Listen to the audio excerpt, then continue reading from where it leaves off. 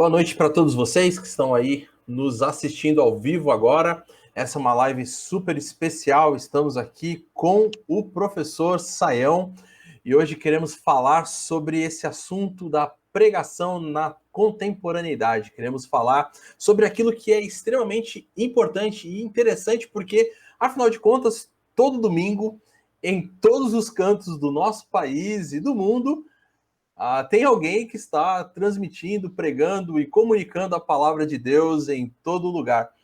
E o que nós queremos saber é isso, é como será que essa pregação hoje tem acontecido? Será que realmente tem sido uma pregação que tem sido uma pregação bíblica? Será que tem sido uma pregação que tem levado as pessoas a entender a palavra de Deus?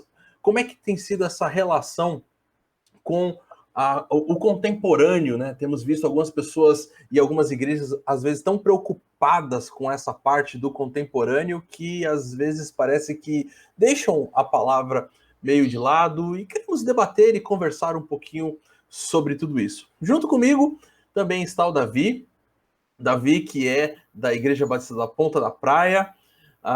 Ele é o nosso coordenador de toda a parte de educação à distância do seminário. Então, Davi, boa noite para você. Boa noite para o time aí. E o nosso Sayão. Sayão, boa noite. Muito bom ter você com a gente. Boa noite, Dilean. Boa noite, Davi. É uma alegria, um prazer, né? Tá aí mais uma vez conectado aí com o Seminário Batista do Litoral, né? E para mim mais ainda, porque aí o seminário sendo em Santos, falou em Santos, nós estamos sintonizados, né? E um grande abraço aí para todo mundo, né? Nessa oportunidade da gente falar sobre um tema tão especial que é exatamente a questão da pregação. Então, vamos lá, aí em sintonia com esse tema tão importante. Bom, Sayão, creio que a gente, para começar e para a gente poder, de repente, começar bem, a gente começar pensando sobre esse assunto, a gente tem que falar um pouquinho sobre a realidade brasileira, antes da gente até pensar sobre outras realidades ou outras questões.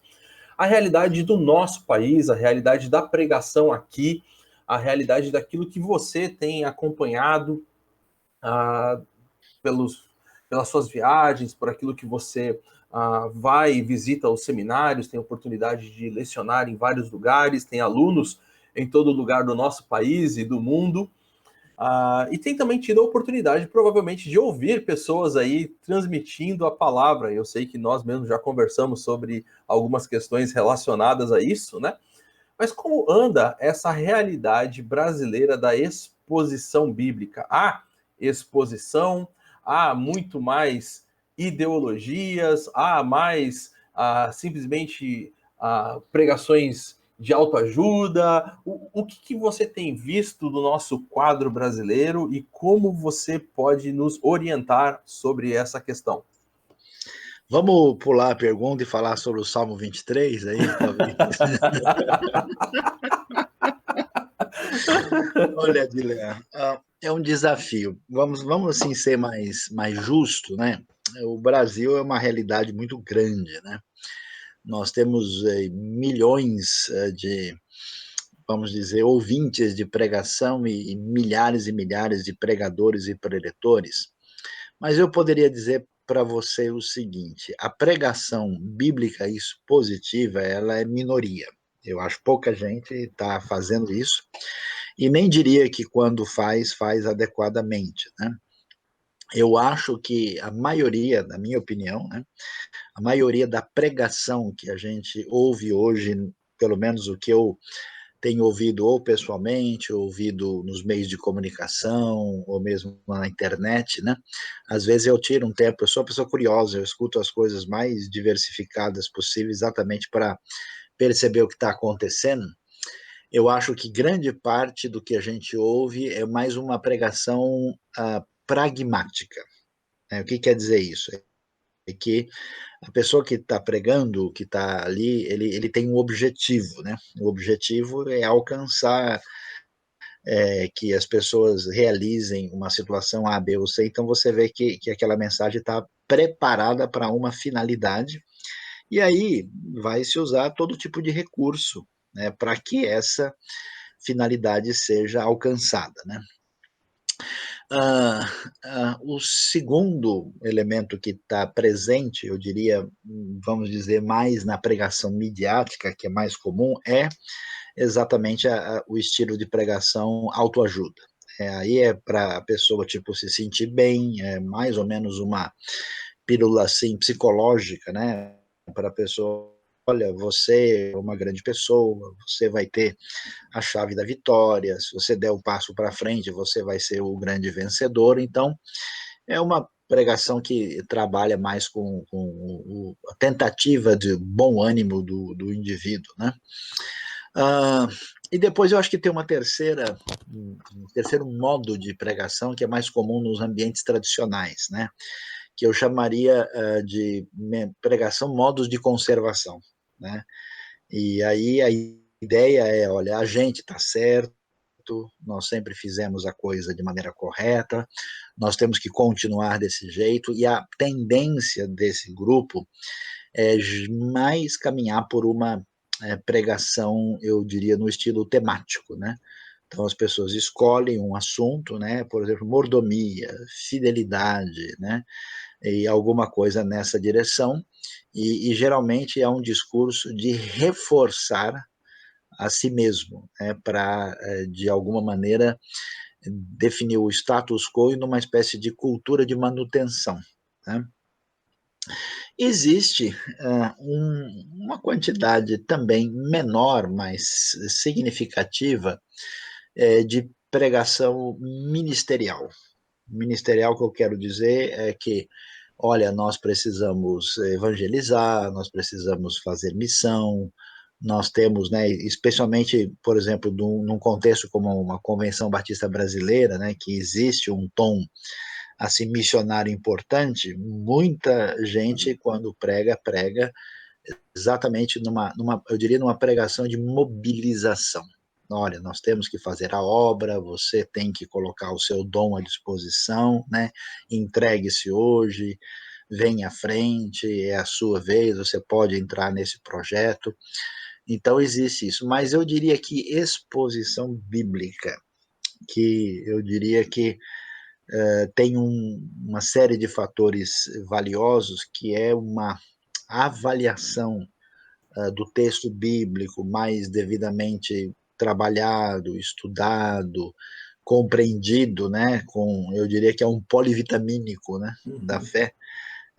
Isso é minoria, né, por uma série de razões. Eu acho que na igreja brasileira hoje, uma pregação de perfil, pelo menos bíblico, ela talvez de 5 a 10% no máximo. A maioria das pregações tem esses outros perfis que a gente comentou aí, né?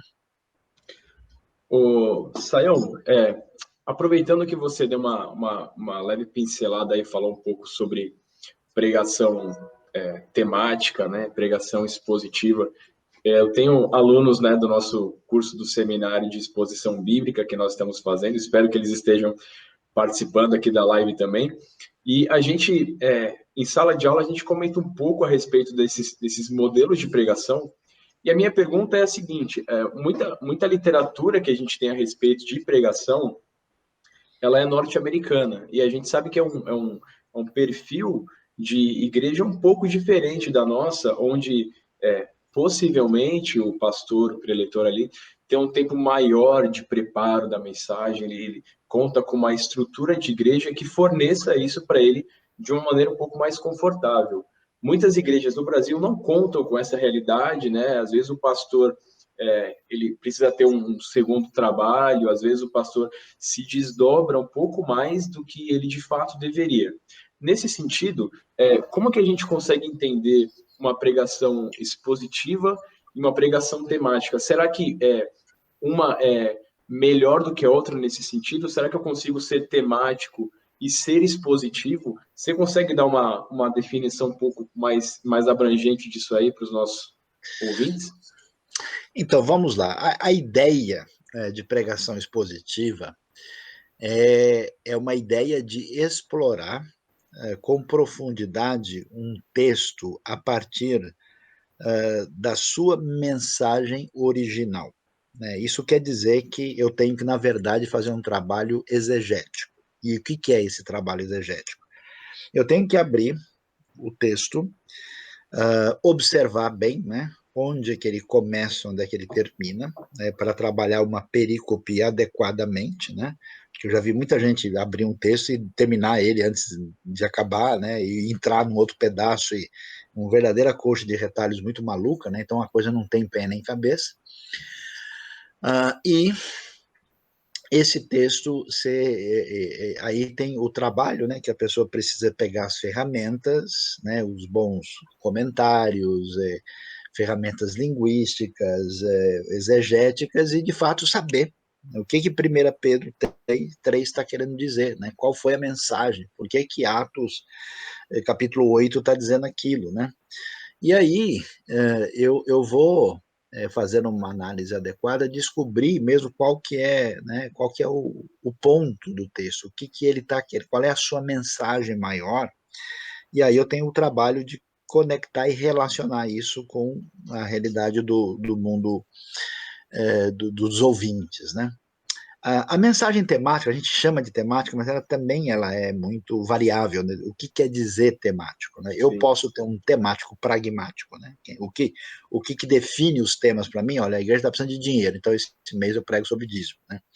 Não, a igreja está precisando de pintar, né, as paredes do templo. Então, olha, nós vamos falar sobre a construção do muro de Neemias, né? Então, você tem, às vezes, os temas, eles são muito, assim, orientados. E, às vezes, o que acontece, existe um temático que você pregar, por exemplo, fazer uma mensagem sobre os anjos, né, fazer uma mensagem sobre a certeza da salvação, né, fazer uma mensagem sobre a, a fé, né, a perseverança, né, a questão é que, na verdade, uma pregação temática é boa, mas ela é muito mais difícil de ser feita. Porque quando você vai fazer uma pregação temática adequada, você precisa ter uma compreensão hermenêutica adequada, você precisa trabalhar com o desenvolvimento da revelação, né? Porque às vezes você pega uma pessoa que pega um tema, os anjos, aí o cara pega um versículo em Juízes, outro em Apocalipse, né? Aí cita Cantares de Salomão, aí bota o Evangelho de João, e é aquela salada maluca, assim, né? Porque ele não considera os contextos, a teologia específica, então essa pregação temática, ela pode se tornar um problema se a pessoa não tiver a devida segurança hermenêutica e teológica, né? Então, nesse sentido, ele pode fazer um angu de caroço, né? O desenho pode sair bonito, pode sair um negócio horroroso, né? Então, nesse sentido, ela é mais difícil, né? Não acaba sendo tão problemático, porque, como eu disse, a maior parte das vezes o temático é, na verdade, um temático pragmático, né? Agora, essa realidade americana e a realidade brasileira. Aí nós temos outra questão que é mais complicada, que é a aterrissagem do avião, né? O problema é para onde vai essa pregação. Quer dizer, não existe pregação sem considerar o ouvinte, né? Paulo está falando onde? Em Atenas ou em Bereia, né? Com quem que ele está conversando? Então, quando eu pego um texto, trabalho uma ideia e eu vou apresentar, que acontece? Você tem as peculiaridades da cultura americana. A cultura americana é uma cultura muito mais sistematizada, né? Ela é organizada muito pela predominância da lógica. Então, o americano, qualquer coisa é 1, 2, 3. Né? Então, I have 3 points to share with you. Tudo é assim. O cara vai dizer bom dia, ele tem 3 pontos. Né? E aí, assim, é o elogio da aritmética. Né? Na realidade brasileira, isso não faz muito sentido. Né? Então, muitas vezes, quando você tem uma transposição direta, você fica com a mensagem com gosto de sucrilho, né? Ela não tem pertinência, ela não é pão na chapa, né? Ela é sucrilho com leite desnatado, né? E aí, o sujeito recebe isso e aquilo tem uma coisa que não bate, né? Não tem sentido, porque aí que está um negócio interessante, né? O brasileiro médio, ele tem um perfil cultural muito mais existencial e que é impactado muito pela maneira como você transmite a mensagem e pelo ponto principal que está sendo trabalhado, muito mais do que a ordenação lógica da mensagem. E quando você tem, por exemplo, uma proposta, por exemplo, de cultura americana, o cara fazer a coisa, né, introdução, 1, 2, 3, conclusão, aí o toque, né, de deixar a coisa organizadinha é muito mais forte lá. Se o cara mexer na lógica, o americano surta, né? Só faltou as transições. Pois é, as transições. O brasileiro médio nem percebeu que tinha 1, 2 e 3. O que ele achou foi muito interessante aquela ilustração que o cara contou. Aquela palavra ele não esquece jamais, né? Então, são percepções distintas, né? São tons, né? Tem uns 50 tons da pregação, né? São tons assim, completamente diversificados e nesse sentido, às vezes, quando uma pessoa, vamos dizer, entra muito nesse mundo, ele perde, que é uma coisa muito importante, né? Ele perde o desenrolar da maneira de comunicar o que ele está querendo dizer, né? Então, eu acho que essa é a questão fundamental, né? Agora, a pregação expositiva, ela é muito valiosa, né? E eu até vou dizer uma coisa mais maluca aqui, né? Você pode ter uma pregação temática expositiva no sentido em que os seus temas são teologia bíblica. Porque o problema do temático tradicional é que ele é um temático de teologia sistemática, né? O cara pega um tema lá, pá, puf, né?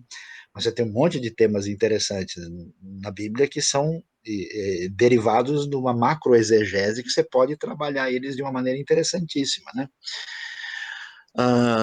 Mas, assim, o que eu gostaria de enfatizar é que, para mim, a teologia bíblica e o desdobramento da pregação expositiva era extremamente saudável, porque o texto ele mexe com vários elementos. Ele é o polivitamínico, né? Então, ele tem uma palavra de consolo, de encorajamento, ao mesmo tempo de repreensão, de advertência, com conteúdo doutrinário, né? Porque quando você faz a sua exposição não bíblica, a tendência é você se tornar refém de si mesmo. Então, por exemplo, eu sou um cara nervoso, gosto de chupar limão o tempo todo. Estou brigando com a mãe por causa de mistura. Então, minha pregação é só paulada. Apocalipse é o mínimo. Né? É só um dia é dilúvio, o outro é Sodoma e Gomorra, outro é a queda de Jerusalém. No fim do mês, todo mundo pula do prédio. Né? Então, você vê que o tom é da pessoa, né? Você tem certos pregadores que eles têm uma predileção. Eu conheci gente que só pregava sobre missões. O outro só prega sobre relacionamento, né? O outro só prega sobre o fim do mundo, né? O outro só prega porque a pessoa se torna monotemática, né? E aí ele pode ler Gênesis, pode ler Neemias e Judas, que a mensagem sai igual, né? Porque ele tem aquele elemento, você fica refém, né? Da sua personalidade, do seu gosto principal e encaminha assim. Quando você tem que lidar com o texto, não tem jeito, você tem que ler o texto, explicar o que está escrito. Aí o texto tem oportunidade realmente de falar para todo mundo e atingir essas pessoas adequadamente, na minha maneira de entender. Muito bom, e acho que uma das coisas aí que ficou meio clara é que muitas vezes esse modelo, esse método, esse tipo de questão se tira, de certa forma, vamos dizer assim, a brasileiralidade da pessoa, né? Porque tira essa nossa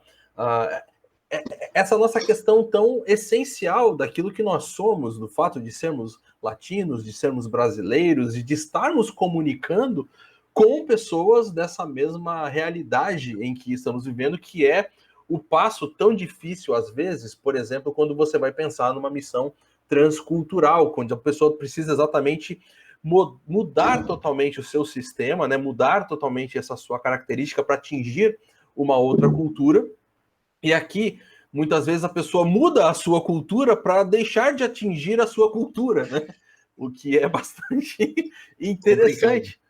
E aí a gente entra nessa questão, que é o nosso assunto, dessa contemporaneidade, ou seja, daquilo que a gente está pensando para agora, para a nossa realidade, para o século XXI, para a igreja do ano de 2020, com Covid, enfim, com tantas coisas que nós estamos vivendo e nos relacionando,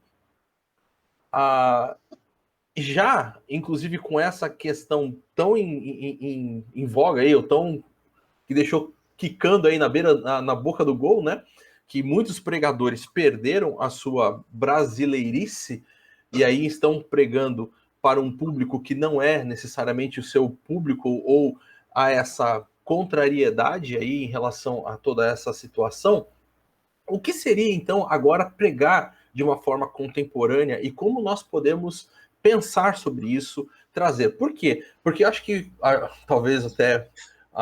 bom, eu sei que a gente já conversou até sobre coisas nesse sentido também.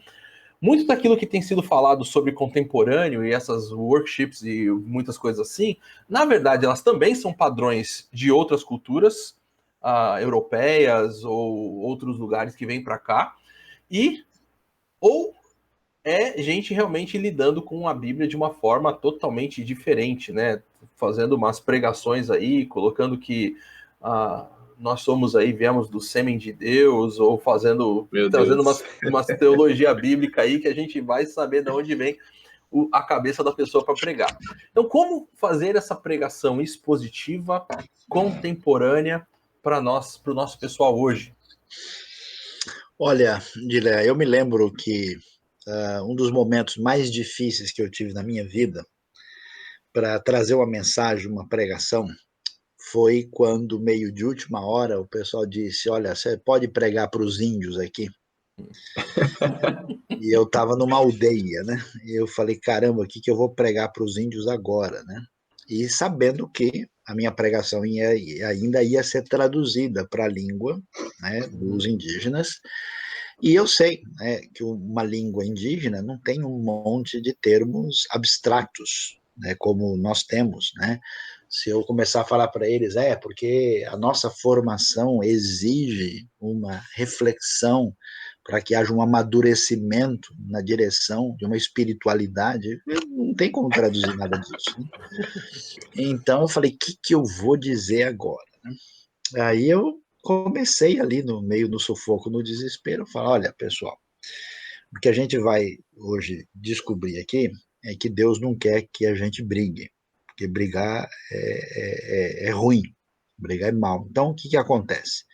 Às vezes, uma pessoa fez uma coisa ruim para você, ele, né, maltratou seu filho, ou ele não olhou para sua cara, ou pisou no seu pé, e você não quer encontrar ele. Quando você encontra e olha a cara dele, o seu coração fica que nem pedra. Aí eu comecei a buscar, né, elementos concretos, né, para poder traduzir a ideia, para falar da importância de relacionamento e perdão, né?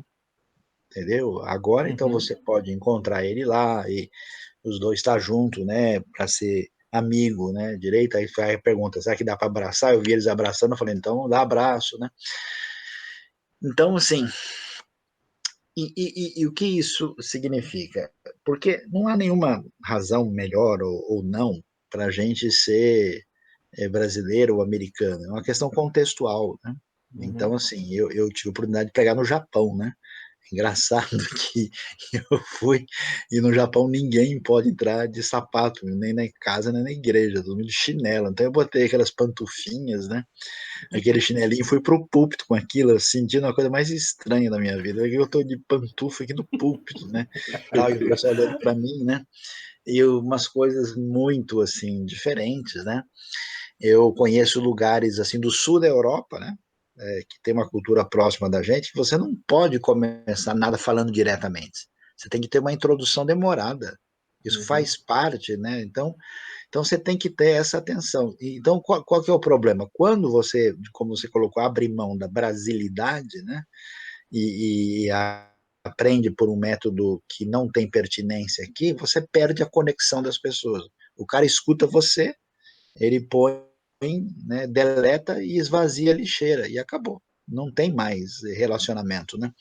Então, o que a gente pode dizer? O que é uma pregação contemporânea? A pregação contemporânea, em primeiro lugar, pensando numa pregação bíblica, né, é a pregação que, depois de entender o texto bíblico adequadamente, e aí o texto é grandioso, né? Acho que um problema que a gente tem, que vem até da parte da formação dos nossos seminários, é que a gente acha que todo texto bíblico ele é teológico e doutrinário, né? E, na verdade, não é bem assim. O texto está submetendo toda a experiência humana à realidade de Deus, mas ele não está querendo dar nenhum posicionamento teológico específico sobre uma questão de um capítulo da teologia sistemática, né? Eu me lembro de um cara uma vez pregando para um retiro de casais, onde ele estava questionando os teólogos neo-ortodoxos, uma série de pessoas que não tinham nada a ver com aquele ambiente, né? Então, o que a gente precisa fazer? É descobrir qual que é o ponto vital que está naquele texto e fazer a conexão com a pergunta contemporânea. A própria revelação bíblica, você tem, por exemplo, a literatura bíblica período persa, ela está respondendo outras dúvidas que as pessoas têm nesse período. Então, nessa dimensão, eu vejo textos e questões fundamentais, né, que mexem com isso. Por exemplo, esses dias eu fui pregar num ambiente onde as pessoas estavam comemorando tantos anos de uma igreja de comunidade imigrante no Brasil. Eu não tive dúvida, eu fui para o livro de Ruth, né, que é a ponte direta da questão de imigração com dificuldades e vitórias aí nesse processo. Então, acho que a questão fundamental é fazer a ponte em relação à coisa. Segunda, é que aquilo que você vai falar tem que ter pertinência, tem que ter relação significativa com as pessoas que vão ouvir, né? Eu brinco, né? Porque às vezes o pessoal tem esse negócio, você não pode falar pra gente, falar sobre o quê? O que Deus colocar no seu coração. Aí eu faço uma brincadeira, falar, então eu escolhi falar sobre os chifres do altar em Levítico e sua relevância para a liturgia pós-moderna contemporânea. A pessoa, como é que é? Que isso? Não, mas o pessoal lá não é assim, não, né? Aí eu falei, então vamos falar sério, o que que é? Então, as mensagens que a gente vai falar tem que ter pertinência para a dimensão da realidade que está nos ouvindo. Então, por exemplo, a gente tem uma cultura hoje pós-moderna.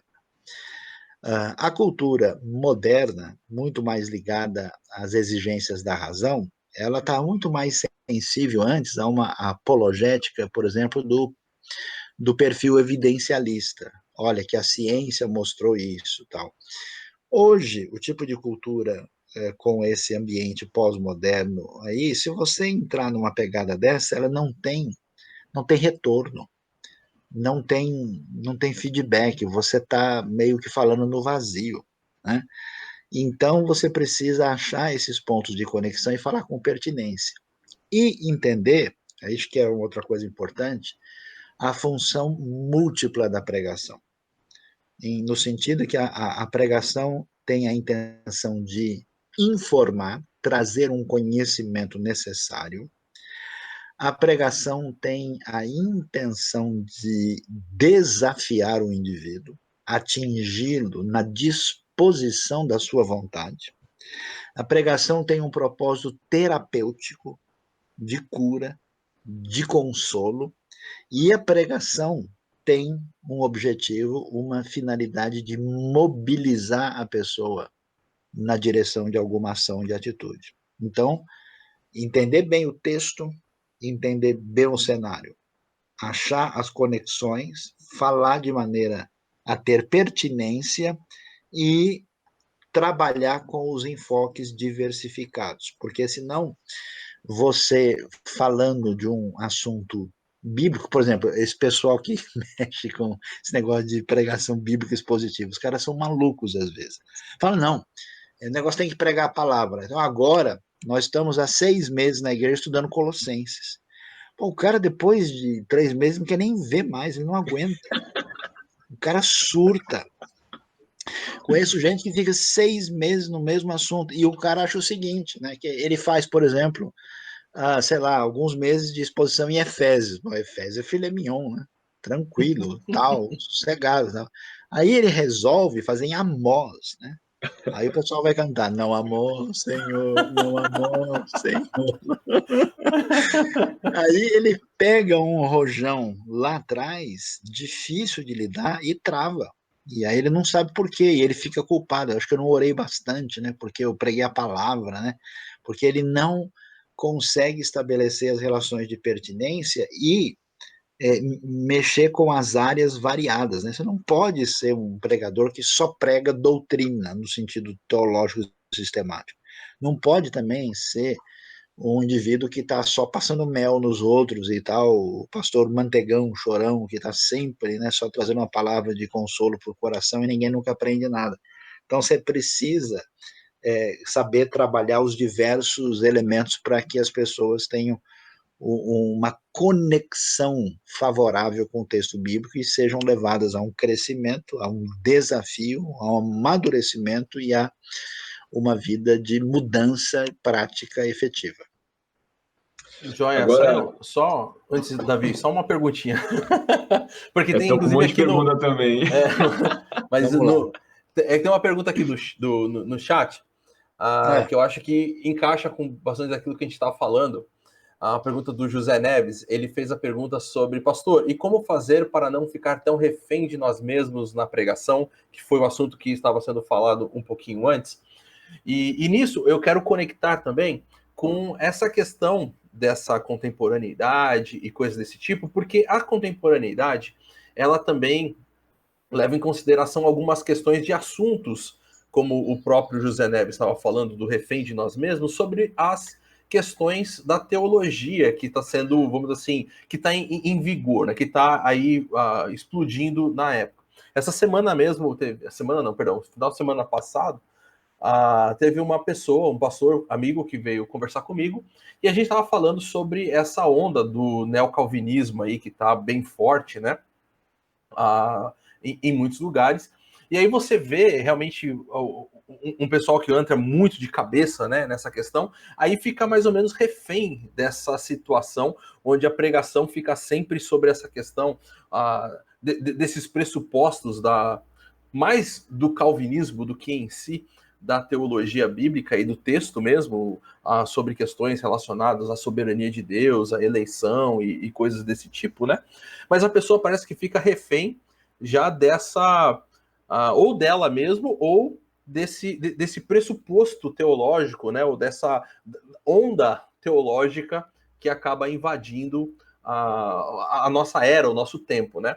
Então, talvez dá para responder aí, juntar essa pergunta do José Neves sobre não ficar refém de si mesmo e, ao mesmo tempo, dessa situação aí, dessas tendências teológicas, né, que ficam sempre sendo uma tentação para o pregador. então, o que que acontece? Sempre é mais fácil simplificar tudo, né? Os estudiosos da sociologia da religião dizem que os grupos religiosos que dizem, ó, se você der 3 passos aqui, todos os seus problemas serão resolvidos, eles são muito atraentes, né? Quanto mais radical é um grupo, quanto mais simplista ele for nas suas colocações, ele vai atrair especialmente um tipo de gente que tem receio de encarar a vida com reflexão e com coragem. É um negócio complicado isso, né? Então, hoje nós estamos nesse mundo pasteurizado, né? Uhum. Onde essa realidade de simplificação ela é predominante e as pessoas, por exemplo, você tem um crescimento de uma religião radical no mundo todo em várias áreas. Você tem o dito extremismo em certos círculos cristãos, você tem o extremismo islâmico, você tem outros, até no ambiente secular, vamos dizer, ateu agnóstico, você tem o mesmo tipo de comportamento, né? O sujeito, ele divide duas caixinhas, aqui é o bom, aqui é o mal, e esses caras que são diferentes de mim são malvados, eu tenho que bater neles, né?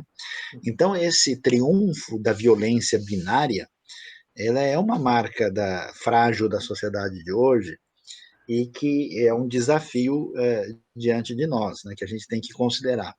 Quando você lê um texto bíblico, o que acontece? O texto bíblico ele põe em xeque isso. Por isso que, com o tempo, as pessoas vão deixando o texto e vão se fixando nas suas teologias particulares, né? E aí você tem vários caminhos. Você tem a tendência para mística alienante, né? Que são tendências que você encontra mais no ambiente neopentecostal. Você tem a síndrome da preteritofilia, né? Que é o pessoal que sempre diz que no passado era assim, que a gente cantava os hinos tais, que nós somos os tradicionais, tal.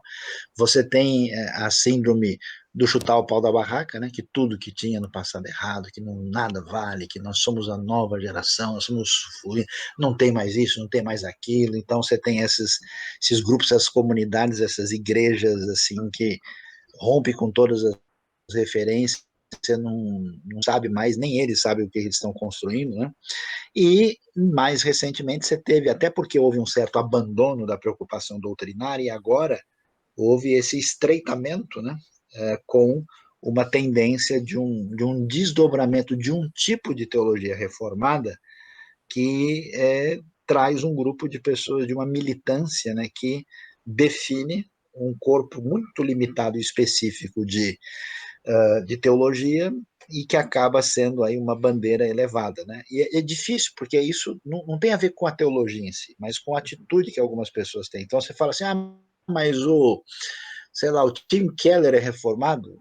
Sim, né? O Russell Shedd se dizia reformado, sim, mas é um tipo de reformado muito diferente de outros que estão querendo, talvez até instituir uma lei penal para realmente condenar à morte, conforme o Levítico, as pessoas que não se comportarem conforme os padrões pré-estabelecidos, né? Então é muito diferente uma coisa da outra. Então, o que a gente precisa? A gente precisa ler a Bíblia, não precisa de sola escritura, quer dizer, quando você lê o texto é rico, o texto está preocupado com narrativas, com histórias, com poesia, está preocupado com genealogia, está preocupado com números, tem um livro inteiro chamado Números, né? O livro tá preocupado com uma série de questões, e quando a pessoa, de fato, né, eu tenho uma experiência muito grande assim, de pessoas falarem por um texto, mas esse texto foi dito aqui, assim, e quer dizer isso. Quase toda semana alguém me pergunta, mas olha, eu estou desesperado porque eu blasfemei contra o Espírito Santo. Uma vez eu falei uma bobagem lá sem pensar, eu acho que não tem mais perdão para mim. Uma pergunta que toda semana chega para mim. E aí diz, mas você viu quem foi que fez isso? Quando? Em que situação? Você não vê que os religiosos disseram isso para Jesus, depois que ele expulsou demônios, que o contexto ali é diferente. Eu acho que você não é Jesus, né? Uma coisa para ser considerada. E que a situação lá não é análoga a uma palavra impensada que você falou num momento qualquer. E aí, então, é um desafio muito grande nesse sentido, e, de fato, o que a gente precisa é ser exposto ao texto, né? Me preocupa um pouco isso hoje, porque a gente tem um número pequeno de pessoas que, de fato, se coloca à disposição. Hoje, por exemplo, você veio ainda de uma tradição que se preocupou com isso, né? Pouca gente hoje está preocupado com línguas originais, com o estudo exegético do texto, para saber as suas ideias, com a própria teologia do texto. Não, você tem o modelo pronto, que define as coisas são A, B e C, e pronto, e aí a gente parte para a militância. E realmente isso é um caminho complicado e dolorido. Bom, você falou de caminho complicado e dolorido, Sayão. Então, a gente vai, acho que, agora para o ponto alto dessa live, que são 5 passos para você ser um bom expositor bíblico, um bom exegeta. E uma grande pergunta que vem na mente de todo mundo que está começando a se aventurar nesse mundo é a pergunta que a gente sempre faz no começo do seminário. É realmente importante eu conhecer o grego e o hebraico?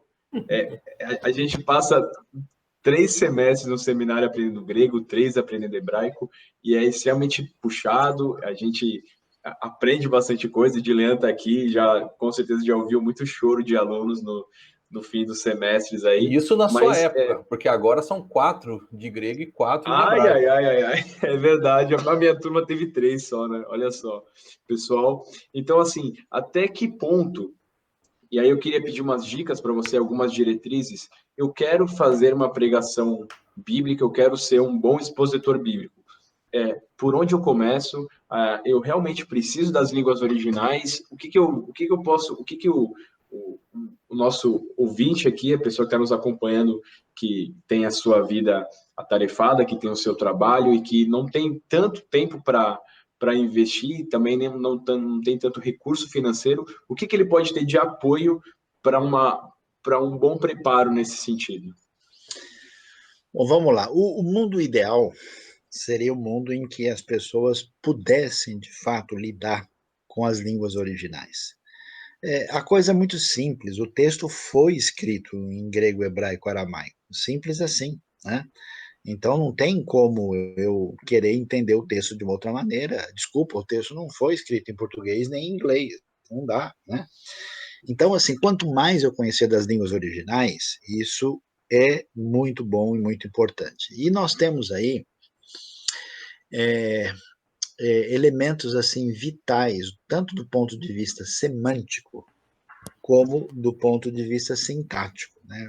Assim, quando a pessoa estuda o grego e o hebraico pela metade, aí torna-se, inclusive, é igual tomar remédio pela metade, né? Às vezes a coisa pode até sair o tiro pela culatra. Então, o ideal é que a pessoa tivesse condições de lidar com isso. Agora, a gente sabe que isso é complicado, difícil, não dá para a pessoa pegar o texto, aí eu vou ver, vou estudar e tal. Mas o que? Você tem ferramentas hoje que ajudam você a ir direto nos pontos assim fundamentais de entendimento do texto, né? Então, por exemplo, primeira coisa significativa, né? Você deve ter aí ao seu lado algumas ferramentas fundamentais, que é um bom comentário bíblico, uma boa ou algumas boas bíblias de estudo, e pelo menos alguma ferramenta, como dicionário bíblico, e, se possível, dicionário de línguas originais para alguma consulta. Quando você pega o texto, primeiro conselho meu, número 1, compare o texto em traduções diferentes. Quais traduções? De preferência uma tradicional, tipo uma atualizada, Almeida 21, e até, se Deus permitir, uma corrigida, ainda que não seja tão recomendável. Uma NVI e uma versão tipo linguagem de hoje, ou NVT, uma versão mais aberta, né, para você olhar. Quando você lê o texto, perceber que em algum lugar tem coisa diferente, marca e segura aquilo ali, você tem que olhar aquilo lá.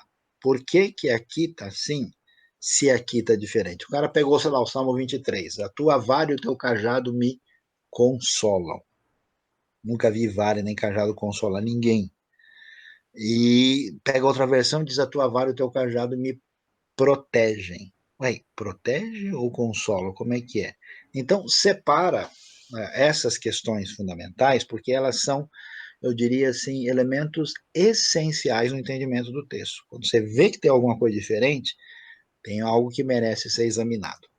Às vezes, numa boa Bíblia de estudo, e aí a gente tem algumas que são recomendáveis, né? Você tem a Bíblia NVI de estudo é muito boa, ela tem bastante comentário, eu diria, técnico, exegético. A Bíblia Shed é boa, a Bíblia Anotada, a Bíblia Brasileira de Estudos, né? Tem algumas Bíblias que você vai encontrar. Olha aqui, essa palavra tal, você tem um comentário que é útil, né? E aí, se você tiver possibilidades, né, existe um comentário maior, grande.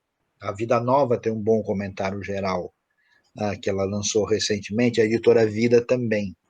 Esses comentários, assim, muitas vezes eles levantam pontos. Se possível, tenha um comentário específico, né? Então, a Casa de Cultura Cristã, ela tem uns comentários exegéticos muito bons, né? A Vida Nova tem alguns que são bons, outros que precisam de oração, não são tão assim, razoáveis. Aquela série azulzinha, vermelhinha, tem uns que são melhores, por exemplo, Colossenses é bom, Mateus já é muito, deixa a desejar, né? E aí você tem possibilidades. Quem pode ler inglês, e isso ajuda muito. Uma dica boa que eu dou, e eu uso por muitas vezes, é o site do Bible.org, da NetBible, New English Translation. NetBible, ele tem mais de 62 mil notas, que são notas tradutológicas, notas linguísticas e, às vezes, de crítica que ajudam, às vezes, dar um insight interessante, né? E os mais bem-aventurados, e o Guilherme vai concordar com isso, podem ter um logos, né? Um software Os bem mais bíblico bem-aventurados. que podem trazer alguma coisa. Mas eu vou dizer assim, né? Veja, pregar é igual fazer um almoço. Vocês precisam se preocupar com a qualidade dos ingredientes, no sentido como é que eles podem nutrir. Você precisa saber preparar isso de uma maneira em que esses nutrientes sejam devidamente preservados, que isso seja gostoso e saiba ser bem servido, né? Eu já vi trabalho exegético extraordinário desabar na mão do pregador. É o cara que trouxe a picanha e derrubou no colo do freguês. Ele não sabe entregar. E já vi o cara fazer um serviço de garçom maravilhoso. Só que ele jogou pipoca doce na cabeça do cara lá e não trouxe nada de substância. Então você tem gente que sabe fazer o trabalho exegético, outros que sabem montar isso de uma maneira que cria uma mensagem, porque esse é o problema. O cara vai fazer o trabalho e ele descobre um monte de coisa. Aí ele fica contando as coisas que ele descobriu. E o pessoal quer matar ele. E com razão, e de preferência eu ajudo, porque o cara fica falando o quê? Não, porque no hebraico nós temos a palavra, né? Tzedikeinu, né? Anachnu medabrim. Aí o cara fala, esse cara é louco, né? Ele fica só falando coisa difícil.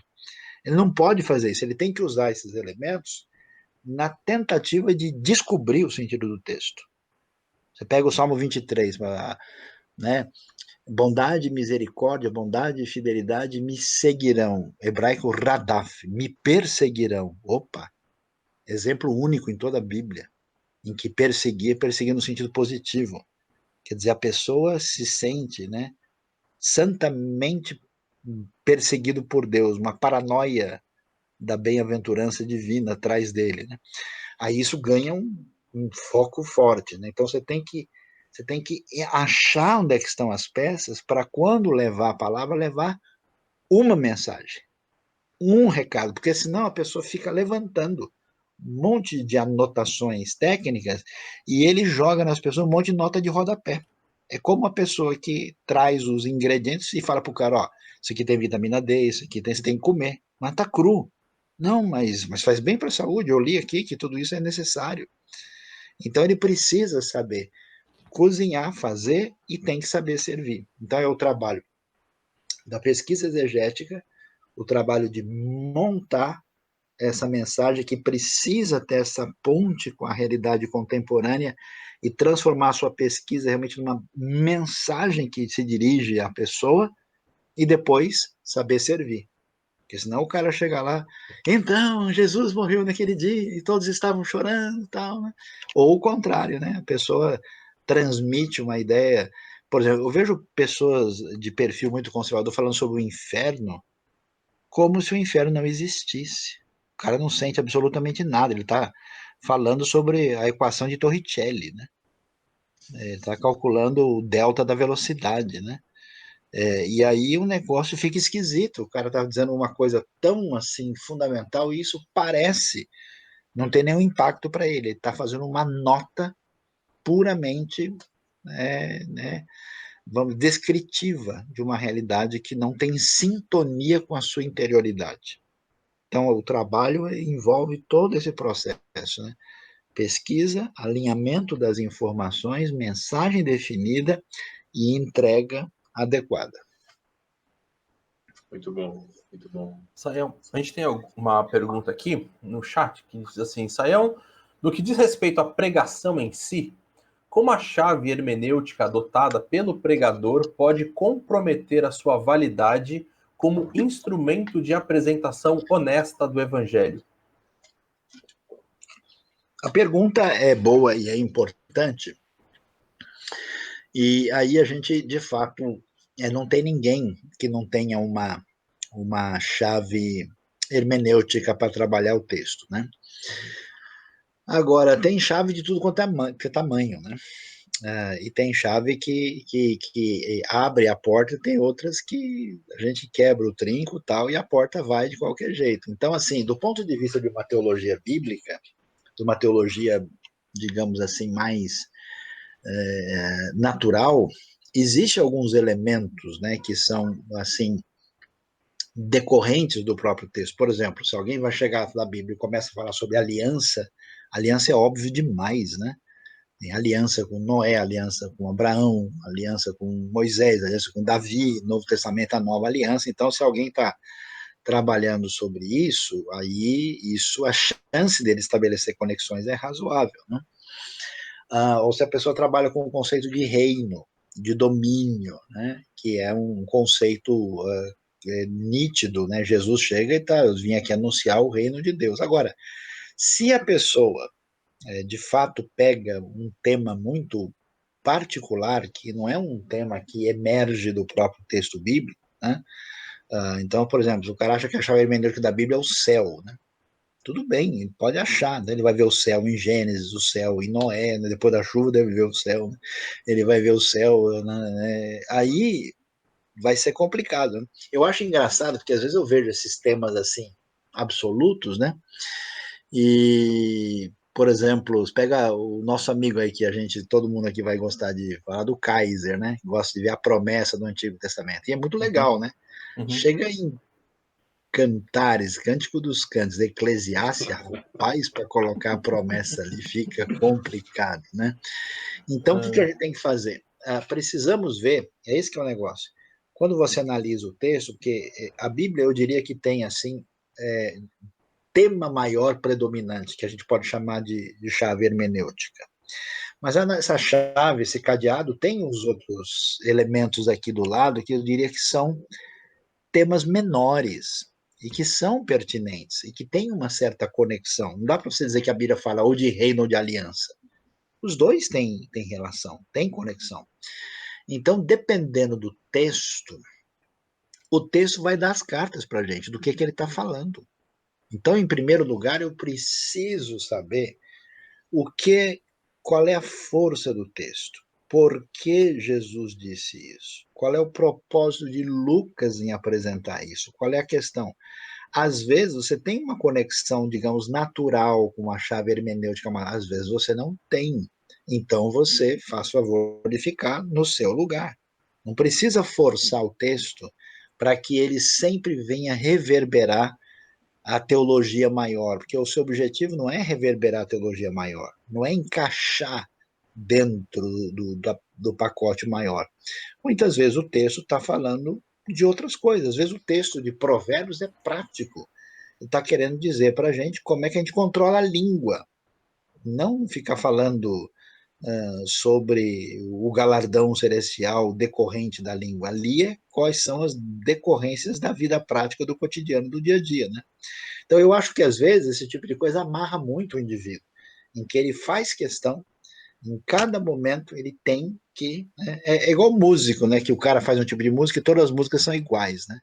Ele sempre tem que botar aquele tipo de refrão, aquele tipo de característica que tornam as músicas idênticas, e não é o caso. É igual a música do Paul Morriá, né? Você escuta uma, você escuta todas. É sempre aquele mesmo tipo de Mesma arranjo coisa. que se repete. Não dá. Ele, Fábio, ele também fez uma pergunta aqui, uma pergunta bem dos dias de hoje, vamos dizer assim, bem de hoje, de ontem, na verdade. Ele coloca que é fato que a cultura exerce influência sobre a sociedade e sobre a igreja. Como trazer uma exposição que seja relevante e que fale ao momento? Por exemplo, num caso como aconteceu aí daquela menina de 10 anos que sofreu ali aquela questão, ah, teve a questão do aborto e coisas desse tipo, né? Então, como lidar com essas coisas bem que dizem respeito à situação que o povo está vivendo naquele momento? Então, aí eu diria que a gente tem um certo cuidado em que a gente pode correr o risco de se perder nesse caminho, e eu diria que aqui nós temos uma faca de dois gumes. Qual que é a questão? É que a pauta da mídia se torna controladora da pauta da igreja. Quando você vê o Novo Testamento, a coisa não funcionava assim. Paulo e Pedro, as mensagens não são mensagens escritas porque o César disse tal coisa, ou porque o Império Romano agora decidiu fazer. Não, existe uma agenda própria decorrente do que a escritura quer dizer, porque senão existe um problema nas ditas igrejas contemporâneas que elas não ensinam mais nada que a Bíblia diz.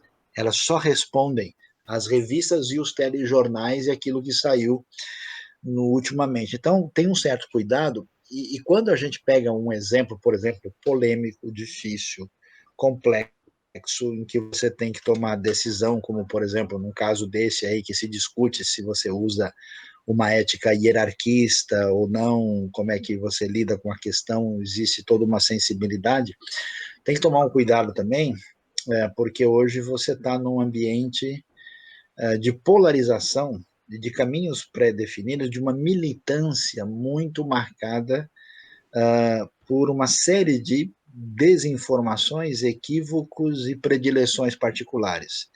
Então, quando você entra num negócio desse, a pessoa, inclusive, corre o risco de entrar num negócio desse, semana que vem receber uma notícia, ó, pessoal, não foi bem assim, não, foi descoberto que aquela informação não era essa. Aí o cara já metralhou, já falou de um lado ou do outro, tal, e não sei o quê, e ele fica vendido.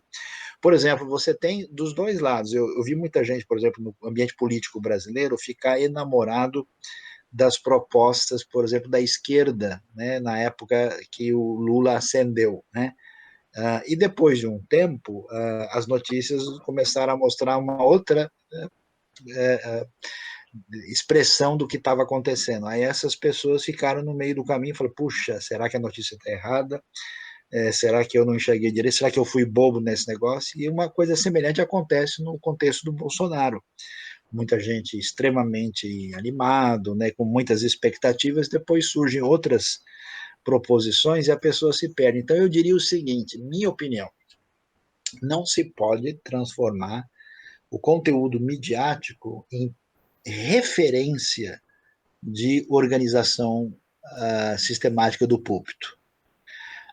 Essas coisas podem ser trabalhadas e sintonizadas, mas a partir de um paradigma que você discute o texto. E o texto tem um elemento que cai lá e as pessoas examinem o que o texto diz e relacionem com o que eles estão vendo, né? Porque também o nosso papel não é dirigir a cabeça das pessoas, mas fazê-las pensar, né? Fazê-las interagir com o que elas ouviram e serem responsáveis e assumirem a sua posição na história. Então, é um cuidado que a gente tem no sentido de ter pertinência, de levantar a palavra divina que diz respeito a isso, sem, ao mesmo tempo, cair numa agenda que tem, né, um determinado enfoque que, às vezes, é mais complicado do que as pessoas imaginam na primeira vista, né? É como a discussão sobre racismo recentemente, né? Você Sim, tem o elemento objetivo, você tem o viés adotado na discussão e você tem o elemento não levado em consideração na discussão.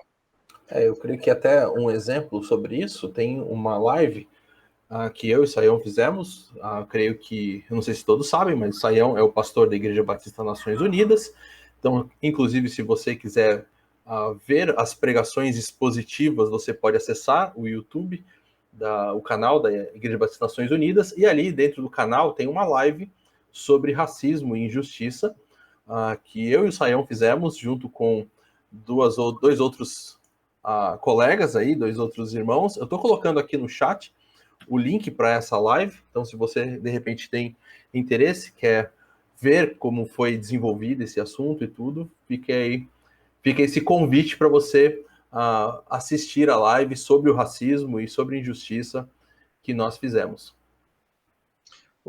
Sayão, agora nos colocando no lugar daquele que está sentado ali no púlpito da igreja, né, presenciando todo domingo, todos os cultos ali que o pastor está trazendo, ele já tem né, partindo do ponto dessa live, já tem um método de entender o texto e ele vai gradativamente trabalhando isso. E aí eu queria te fazer uma pergunta que é um grande problema que acontece e aconteceu comigo, né, numa determinada fase da vida, mas acontece com muitos seminaristas também, que a gente aprende, a gente fala, puxa, agora eu sei o que é uma pregação expositiva, e a gente senta na igreja olhando assim para o pastor, ó, esperando ele falar alguma coisa, ou um viés e falar, não, isso aí, pastor tá por fora, isso aí é antibíblico, olha só que heresia. A gente, né, fica muito rebelde nessa fase, graças a Deus, já passei dessa fase. Mas como que a gente pode contribuir com o corpo de Cristo, com a igreja, com a nossa igreja local, com o nosso pastor nesse sentido? Como que a gente pode avaliar uma pregação de domingo, uma pregação na nossa igreja, de maneira saudável? Ah, bom, é uma tarefa difícil, né? É aquela coisa de tirar bola sem fazer falta, né? O negócio não é tão simples assim, né? Eu esqueci de mencionar, acho que vale a pena para o pessoal que quiser, assim, a gente recomenda também o uso do Rota 66, né? Que é um trabalho, assim, de explicação exegética do texto, e isso está num aplicativo gratuito que a pessoa pode obter, né? E quem quiser comprar o físico também pode, mas não é a melhor opção. Você precisa ter uma mistura de sabedoria, misericórdia e, ao mesmo tempo, zelo pelo que é feito. Então, a tendência de muitos, quando começam a aprender alguma coisa e acham que sabem, né, é de se tornarem críticos demais, né? São pessoas que depois que eles passam por um pouquinho mais de um treinamento mais detalhado, começam a perceber problemas, aí ele não escuta, não aprende mais nada, nem é edificado, ele só percebe os equívocos e os erros, ele analisa, né? Então você tem que se policiar, por quê? Porque essa mentalidade, ela é perigosa, né, no sentido em que você vai apenas se armando para detectar problemas, né? E aí você tem que fazer a seguinte análise. Primeiro, qual é a sua posição, a sua situação e a sua condição de influência positiva naquele contexto. Se não é uma condição, para você estar numa igreja, você tem 30 anos de idade e o pastor tem 70, né? Aí você vai chegar para ele e falar, o senhor não sabe pregar direito? O negócio não vai funcionar, né? Então, se o que está sendo pregado, anunciado, não é uma coisa extremamente grave, ele não está falando loucura nenhuma, né? Ele não está sendo uma coisa que compromete os elementos fundamentais da fé, meu conselho é você orar e predispor a ajudar, não entrar numa rota de colisão que não faz sentido, né? Se é uma pessoa que você tem uma proximidade maior, que você tem algum tipo de pertinência em que a pessoa vai até ouvir, você pode naquela de dar dicas, né? Porque tem uma coisa, você ficar falando, olha, eu acho que devia ser assim. Assim, oh, você viu só esse livro do Tim Keller sobre isso? O pessoal está gostando muito. Oh, tem uma palestra que o Dr. Shed fez, está no YouTube. Eu gostei demais, né? Você pode abrir o caminho, aí que eu falo que é tirar bola sem fazer falta, né? Que você não precisa chegar lá e dizer seu burro, você não sabe falar mesmo, né? Que vergonha, né? Você pode abrir um caminho em que, né, essas situações sejam uma possibilidade de crescimento, né? Por exemplo, existem encontros, conferências, situações em que as pessoas podem ter um upgrade, né? Eu tenho participado de diversos encontros assim que é curioso que não tem muito encontro nessa área, né? De trabalhar teologia bíblica e exegese e pregação, geralmente as coisas são de ordem prática, como mexer com a igreja, né? Ou são ministeriais, e tem o Congresso da Vida Nova, que ele é um pouco mais teológico, né? Mas, de modo geral, né, não é uma coisa que é muito discutida. Então, aí a minha questão é essa: se você está num ambiente onde a coisa se tornou grave demais, do ponto de vista teológico e moral, aí não tem o que fazer, você rompe e vai procurar outro caminho. Se você tem pouca chance, você vê que a pessoa lá está numa situação que não há condições de, né, de você ajudar interferindo, então você procure ser um apoio. Se você pode influenciar de uma maneira positiva, né? E você também aprenda a fazer a sua autocrítica, né? Porque às vezes é o seguinte, a pessoa esquece como ele era, né, há 3 anos atrás, né? Então, assim, da mesma maneira, uma pessoa que não, né, não é o caso. E também, assim, existe lugar para outras pessoas. Eu tenho gente, por exemplo, que eu até mesmo já falou na minha igreja, que não fez exatamente uma pregação, né, no sentido técnico, mas deu um excelente testemunho, contou a história da sua vida, o que a pessoa fez foi edificante, né, foi boa. E não é, eu não posso tratar tudo a ferro e fogo, né? Eu não vou exigir que todo mundo seja o Usain Bolt, né, no púlpito, né, para produzir, não, eu tenho que entender o cenário, até porque também, se eu for analisado de maneira mais técnica e detalhada, eu devo ter equívocos e situações que poderiam ter sido melhorados. Então tem que baixar um pouquinho aí diminuir a força da zaga, né, para não quebrar o joelho dos outros. Um ponto que a gente precisa considerar também é que muitas vezes esse pessoal que está nesse afã de querer achar erro em tudo confunde um pouco as coisas, né? A gente confunde heresia com uma discordância teológica com um Pontos menores. equívoco, né? Às vezes Claro, o claro. pastor pode ter citado um versículo ali, uma referência errada ou dado algum exemplo, e não, isso é uma heresia. O pastor é amilenista, eu sou pré-milenista, ele é um herege. Então, acho que precisa ter um pouco de bom senso nessa parte também, né? Com certeza, eu confundi o Elias com o Eliseu, né? Aí que absurdo, né? Tal, né? Eu sei de um pastor amigo meu que falou: Sael, me ajuda aqui, cara, porque tem um grupo aqui de jovens que a minha igreja ela é uma igreja carismática, e depois o pessoal começou a dizer que eu não conheço nada do Calvino e começaram a brigar comigo, e aí foram embora dizendo que eu sou herege. Eu não sei nem por que eles foram embora. Então, só para você ter uma ideia, né, da situação complicada. É complicado mesmo essa questão, e eu acho que dentro disso também a gente pode ter mais uma pergunta aqui do Kleber, mas antes disso eu queria que o Sayão também falasse. A gente está falando sobre avaliações, falamos sobre avaliação da questão da pessoa, né, da pregação, de como avaliar isso aí. Mas, Sayão, como que você pode ajudar pessoas ou pregadores novos e mais velhos e tudo em relação à própria exposição em si, né?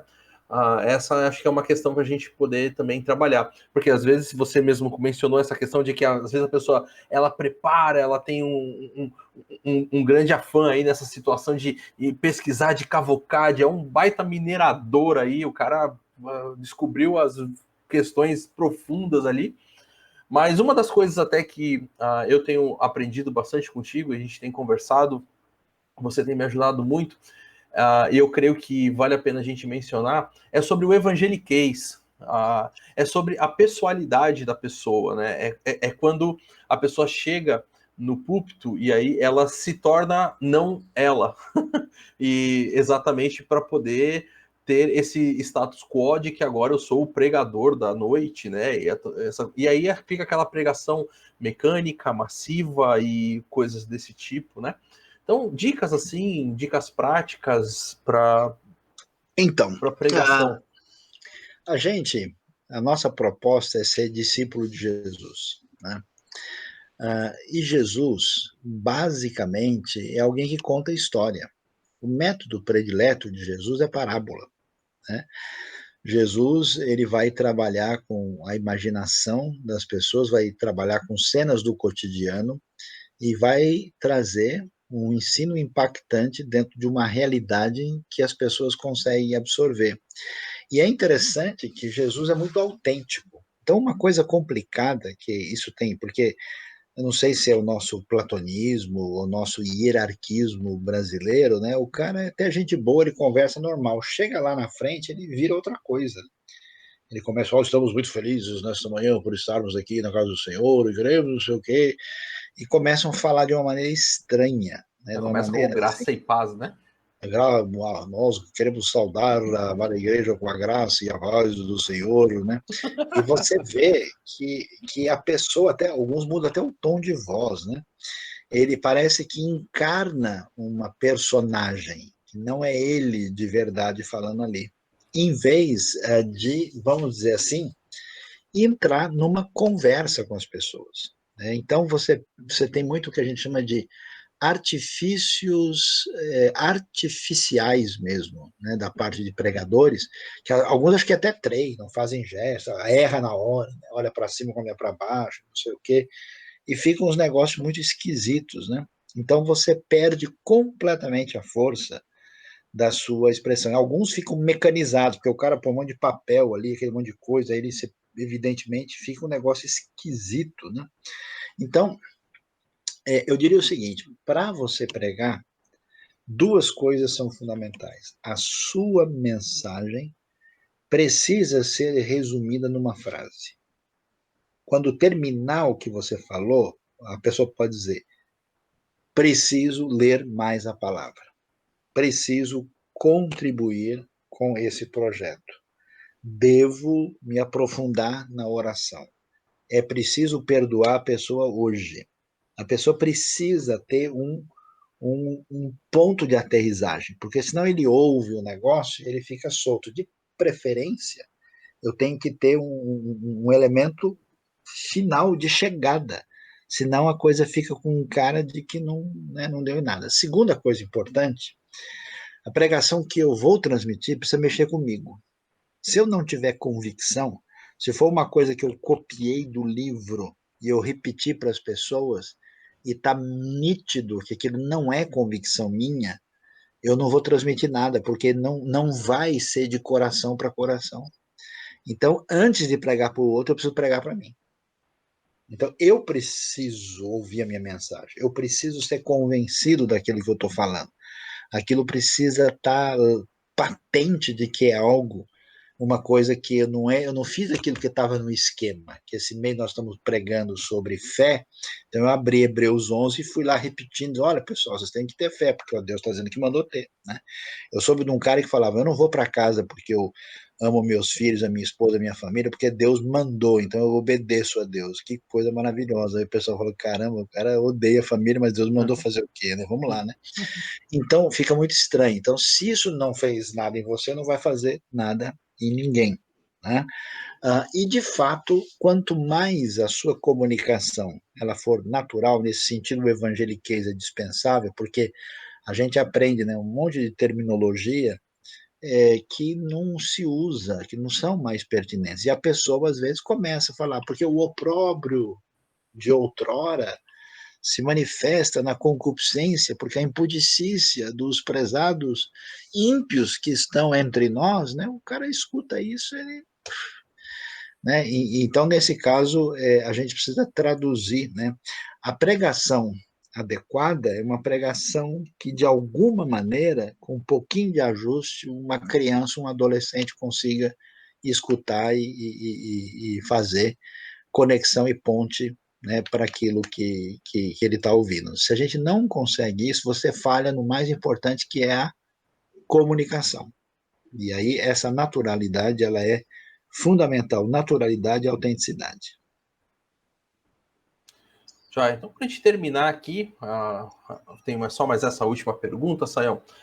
Kleber faz assim: qual é a melhor estratégia de pregação que o pastor poderia adotar para expor as mensagens expositivas? Com mensagens e temas variados, conforme a necessidade vivida pela igreja local, ou com mensagens e temas sequenciais seguindo uma linha ortodoxa? A gente precisa ter um equilíbrio entre os diversos elementos. Né? Um pastor amigo meu recebeu um convite para assumir uma igreja no interior de um estado do Brasil, né? Que é um estado até, vamos dizer, economicamente mais estável. Chegou lá, todo mundo na igreja tinha mais de 60 anos. Né? E aí ele estava pensando em pregar sobre missões, projetos missionários. Né? Ele falou: peraí, eu preciso pregar sobre o céu, a vida eterna, pregar sobre o galardão, né? Porque o cenário era outro. Então, assim, você tem uma realidade da igreja que é o grupo que está com você. Você está com um grupo de pessoas para correr na praia. Quem são essas pessoas? São crianças? São adolescentes? São idosos? Você vai correr à medida que o grupo que você tem à disposição. né? Então, você tem que ver quem são as pessoas, para saber o que é que você vai colocar na mesa delas e qual é a necessidade delas. Segundo, você tem que ter uma linha mestra condutora que envolve a questão teológica e a proposta prática onde a gente quer chegar, né? Terceiro, eu preciso fazer esse projeto, esse ministério crescer e alcançar as pessoas. Uma dica interessante, é importante, na minha opinião, você ter diretrizes diversificadas com macrotemas para organizar as pregações. Então, por exemplo, olha, eu vou trazer mensagens de conforto e consolo nesse mês. Olha, esse mês vai ser o foco é família. Não, esse foco vai ser doutrina e teologia. Para que a igreja cresça equilibrada. Se eu estou num projeto evangelístico, que eu tenho pouca gente e estou querendo crescer, eu vou apertar mais no evangelístico. Né? Se eu estou num ambiente onde todo mundo é crente muito novo e precisa mais de substância doutrinária, né, aí eu vou. Então, eu preciso medir, né, para, a partir daí, quando eu definir na minha agenda do perfil de igreja que eu tenho, o que eu quero fazer, eu posso dizer, ó, vou dar um pouquinho mais de ênfase aqui, aqui. E aí, quando eu definir esse tema, a minha proposta é trabalhe isso exegeticamente. Pegue textos, ó, então, por exemplo, esse mês o nosso foco é evangelização e missões. Bom, então eu vou pregar sobre Mateus 28, eu vou pregar, sei lá, sobre Jonas no Antigo Testamento, eu vou pregar sobre Atos, capítulo 8, e aí você pode, naquele mês, naquela semana, naquele bimestre, trabalhar isso. Então, não seja uma pessoa que só olha um aspecto ou outro, defina a partir do tamanho do seu projeto, diversifique o tom das pregações e pregue exegeticamente, pregue expositivamente a partir daquele macro tema com o qual você vai trabalhar. Sayão, uma última pergunta, e acho uma pergunta bem valiosa também. Você citou o Rota aqui, né? Que tipo de literatura você poderia indicar para os nossos ouvintes aqui? Acho que seria até legal depois do Dilean colocar elencado os nomes dos livros que forem citados, mas que tipo de literatura pode ajudar o pessoal nessa área de exposição, de estudo da palavra de Deus aí, de repente numa perspectiva um pouco mais brasileira, alguma coisa nesse sentido? Então, a gente não tem, assim, talvez, tanta coisa. A maior parte do material que a gente tem é material traduzido, né? É material importado.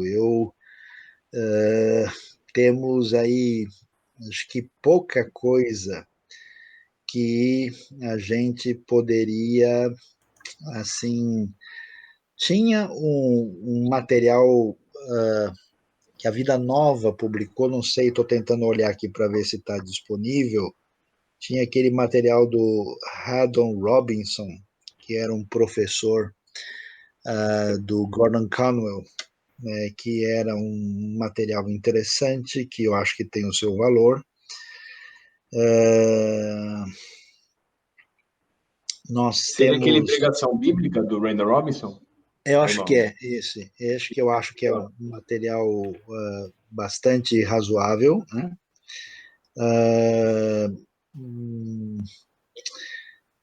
Tem algumas coisas, tem um livro do Hernandes que fala de pregação expositiva, mas ele acho que tem um tom um pouco mais, assim, não tão técnico, né, para lidar com a questão propriamente dita em si. E os outros, por exemplo, o Mark Lloyd Jones é interessante, né? Ele tem um Pregação e Pregadores, que é um livro bom que eu cheguei a ver e ler, mas ele não é exatamente um exegeta do ponto de vista linguístico, assim, né? Às vezes algumas das suas análises ali tem o perfil sistemático e tem uma linha teológica muito definida, né? Sim. Então, assim, E os livros brasileiros são livros que são interessantes. Tinha um que era do Robson Marinho, que a Vida Nova lançou, interessante, sobre comunicação. Eu não acho, se eu estou vendo aqui se ele ainda está disponível, e eu acho que não. E tem o do Tim Keller, né? Tim Keller falando sobre a questão da era do ceticismo, né? Tim Keller eu acho que é uma pessoa que deve ser ouvido.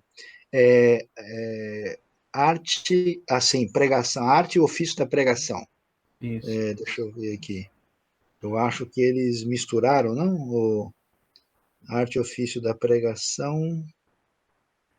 Deixa eu ver, Heather O Robinson. Keller tem dois, Saião. Tem A Fé na Era do Ceticismo e Pregação, Comunicando a Fé na Era do Ceticismo.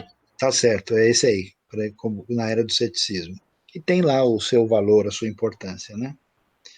Eu acho que esses são os mais interessantes. Eu acho que o do Robson Marinho, que é interessante do ponto de vista da psicologia da pregação, é um livro que acho valioso e útil, né?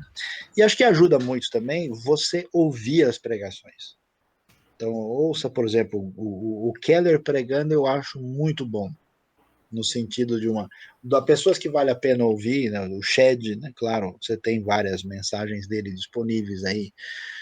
O próprio Keller é uma pessoa que vale muito a pena e às vezes chega a ser extraordinário, nem sempre ele é tão bom na transmissão, o Carson, porque o Carson é um exegeta realmente conhecedor da coisa assim no profundo, né? Uhum. E aí eu acho que vale a pena, né? E algumas exposições do John Stott também são interessantes. Aquela série dele que a ABU traduziu, né, a Bíblia Fala Hoje, são exposições que chegam, né, ao leitor comum de uma maneira adequada, né? Então aí são elementos de ordem prática, onde você tem gente que mexe mais com entender o sentido do texto, gente que sabe trabalhar a mensagem para ficar palatável e gente que sabe comunicar. Amém. Bom, Saião, muito obrigado. Obrigado mesmo pela sua dedicação, pelo tempo aqui com a gente. Quero também agradecer a cada um dos que esteve conosco aí, nos assistindo durante esse tempo. Davi, muito obrigado também pela ajuda, por estar aqui conosco. Saião, Deus abençoe muito a sua vida. Obrigado por esse investimento tão profundo aqui na vida Prazer. dos nossos alunos, dos ex-alunos, dos pastores aqui do Litoral. Realmente foi uma experiência muito especial. Um prazer. Muito obrigado, Edileão. Obrigado aí, Davi. Um grande abraço aí. Eu agradeço. Só uma perguntinha, Sayão. Sobre até essa questão toda de conhecimento, de coisas assim, como é que está a questão da própria Biblos? Como é que vocês têm alguma previsão de como vai voltar a viagem, pessoal poder conhecer, fazer essas viagens para conhecimento? Então, para esse ano realmente não é possível, né? Não é Uhum. viável, né? É provável que no ano que vem, no começo, não sabemos ainda se, por exemplo, talvez janeiro seja possível, mas provavelmente um pouquinho mais para frente, né? Do meio de abril, maio em diante, tem várias viagens com várias pessoas já, assim, né? Que até lá se prevê que essa situação da pandemia já vai estar mais sob controle mesmo, né? Mas o Se pessoal você... pode entrar em contato, comunicar, eles não estão operando, mas estão respondendo. Certo. Então, se você tem esse interesse de conhecer a terra de Israel e mais ali toda essa parte do Novo Testamento, principalmente as viagens de Paulo e tantos outros lugares ali ao vivo com o Saião e ter essa oportunidade de ter esse conhecimento bem profundo aí do texto bíblico, conheça lá o site da Biblos e quem sabe se inscreve aí para fazer uma viagem também. Saião, Deus abençoe. Até uma Obrigado. próxima. Deus Valeu. abençoe cada um de vocês. Valeu. Até Um grande mais. abraço aí. Tchau. Valeu. Deus abençoe.